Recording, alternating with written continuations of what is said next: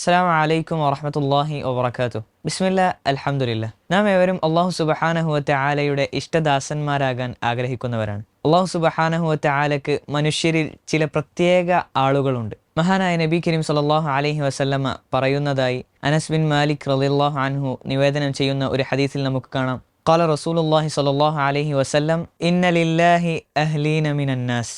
തീർച്ചയായും അള്ളാഹു സുബ്ഹാനഹു വതആലക്ക് മനുഷ്യരിൽ ചില പ്രത്യേക ആളുകളുണ്ട്. ഇത് കേട്ട സ്വഹാബാക്കൾ നബി കരീം സല്ലല്ലാഹു അലൈഹി വസല്ലമയോട് ചോദിച്ചു, മൻ ഹും യാ റസൂലല്ലാഹ്, അള്ളാഹുവിൻ്റെ റസൂലെ, ആരാണ് ആ പ്രത്യേക ആളുകൾ? നബി കരീം സല്ലല്ലാഹു അലൈഹി വസല്ലമ പറഞ്ഞു, ഹും അഹ്ലുൽ ഖുർആൻ, ഖുർആനിൻ്റെ ആളുകളാണ് അവർ. അള്ളാഹു സുബ്ഹാനഹു വതആലയുടെ ഇഷ്ടദാസന്മാരാകാൻ ഖുർആനിൻ്റെ ആളുകളാകുക, ഖുർആൻ നിത്യേന പാരായണം ചെയ്യുക, ഖുർആനുമായി ബന്ധം പുലർത്തുക. അള്ളാഹു സുബ്ഹാനഹു വതആല അനുഗ്രഹിക്കുമാറാകട്ടെ.